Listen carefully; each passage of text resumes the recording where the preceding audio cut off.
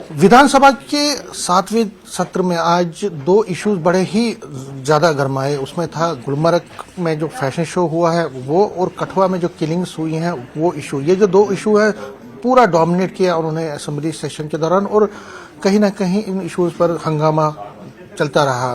मेरे साथ इस पर बात करने के लिए leader of opposition Sunil Sharma. सबसे पहले गुलमर्ग का जो इशू है, गुलमर्ग का इशू छाया रहा और उमर अब्दुल्ला साहब ये कह रहे हैं कि हमने एक इंक्वायरी इनिशिएट की है, और जो इंक्वायरी है वो उनके नॉलेज में नहीं था जो वहां पे हुआ है। क्या कहेंगे इस पर? आज जो रिप्लाई चीफ मिनिस्टर साहब ने वहां पे दिया है, मुझे लगता है कि उनने हाउस को गुमराह किया। ऐसा हो ही नहीं सकता है कि चीफ मिनिस्टर साहब की नॉलेज में ना हो।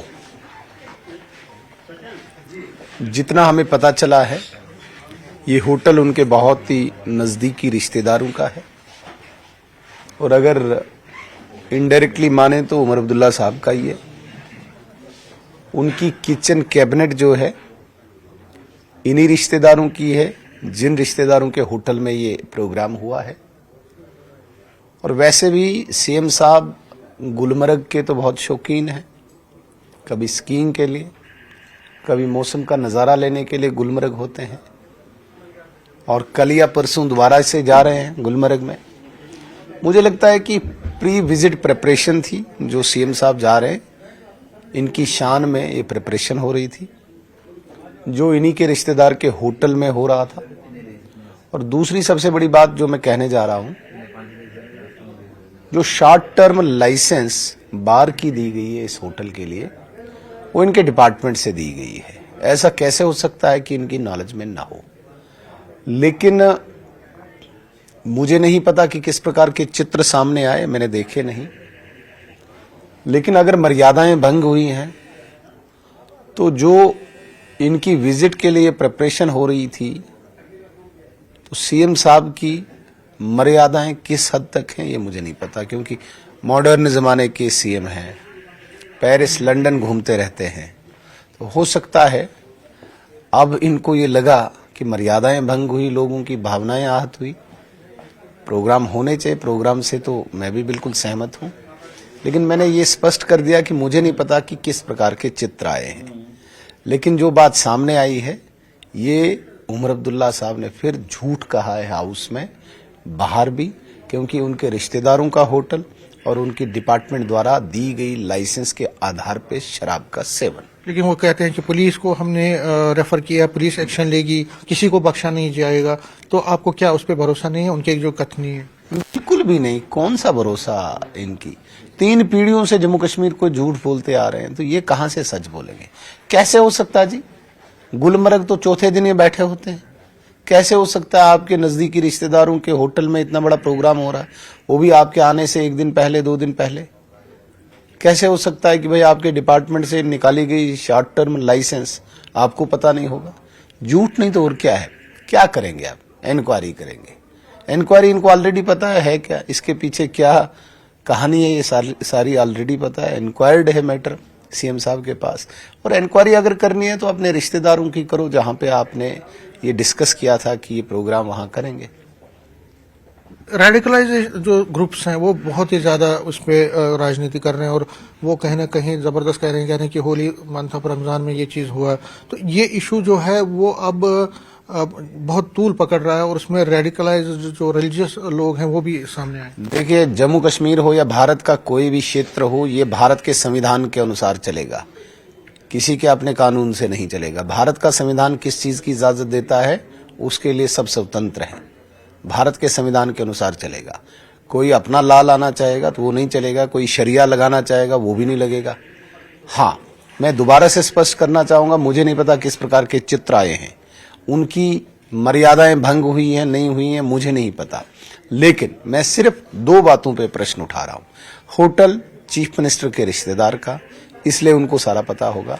चीफ मिनिस्टर गुलमर्ग के शौकीन, बार बार जाने वाले, उनका प्रोग्राम होने जा रहा है, उसकी प्रिपरेशन। चौथा कि भाई आपके डिपार्टमेंट से निकाला गया है लाइसेंस शराब सेवन का, जहां तक रेडिकलाइजेशन की बात है वो तो कभी अलाउ की नहीं जाएगी, कोई प्रोग्राम को कोई रोक नहीं सकता है। लेकिन दोबारा से मैं कहता हूं कि मुझे उन चित्रों का कोई ज्ञान नहीं है। कठुआ इशू पे जो डिप्टी सीएम है उनसे हमने बात की, वो कहते हैं कि उनको अलाउ नहीं किया गया, लीडर ऑफ अपोजिशन को अलाउ किया। हालांकि आपने अपनी क्लैरिफिकेशन उसमें दी, लेकिन वो मेरे साथ अभी उन्होंने बात की, उन्होंने कहा कि देखिए यही तो चीज हम कह रहे हैं कि ये लोग सियासत खेल रहे हैं, हम वहां पे लोगों को जोड़ने की बात कर रहे थे, जानना चाहते थे लोगों को जोड़ने के लिए, तो हमें इजाजत नहीं मिली। डिप्टी चीफ मिनिस्टर साहब के पास जो डिपार्टमेंट्स हैं, चाहे वो पीडब्ल्यूडी हैं, चाहे इंडस्ट्रीज हैं, चाहे माइनिंग है, मुझे नहीं समझ आता कि इन डिपार्टमेंट्स के द्वारा वो कैसे लोगों को जोड़ते। माइनिंग का क्या बताते, लोग जुड़ जाते, मुझे नहीं पता। लेकिन मैं इसमें तबसरा नहीं करूंगा कि उनको पुलिस ने क्यों नहीं जाने दिया, पुलिस इसका जवाब देगी।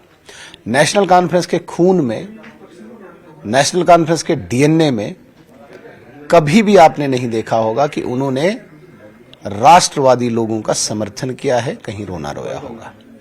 राइट फ्रॉम 1927 हमेशा उन्होंने अपमान किया है राष्ट्रवादी लोगों का, महाराजा का। डीएनए में क्या है फिर? पाकिस्तान है। मैं तो पहले बोल चुका हूं, आप मुझे बार बार ये लफ्ज क्यों ठूंसते हो?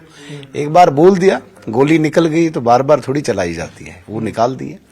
इनका कभी भी राष्ट्रवादी लोगों के प्रति कोई स्नेह नहीं रहा है, आकर्षण नहीं रहा है।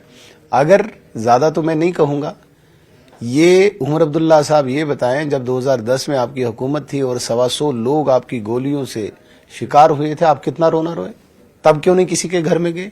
तुफेल बत्तू में बार बार कहता हूं, 8वीं क्लास में पढ़ने वाला विद्यार्थी जिसको आप जब चीफ मिनिस्टर थे तब गोली लगी, आप उनके घर क्यों नहीं गए? तो डिप्टी सीएम साहब इसी पार्टी के, इसी विचारधारा के एक रुकन है, उन्होंने क्या करना जाना था? मैं वहां पे लोकल जो हमारे एमएलए हैं आदरणीय सतीश शर्मा जी, उन्होंने बोला यहां आना चाहिए। उनके परिवारजन और प्रदर्शन में बैठे लोगों को हमने सुनना था, उनकी बात का कोई अजाला करना था। वैसे भी ऑनरेबल होम मिनिस्टर साहब ने यहाँ पे हाई लेवल टीम भेजी थी, होम सेक्रेटरी को भेजा, डीआईवी को भेजा और तमाम ऐसी घटनाओं का पूरा जायजा रिपोर्ट, डिटेल रिपोर्ट मांगी है। और जो जांच के बाद आउटकम आएगा अकॉर्डिंगली एक्ट भी करेंगे।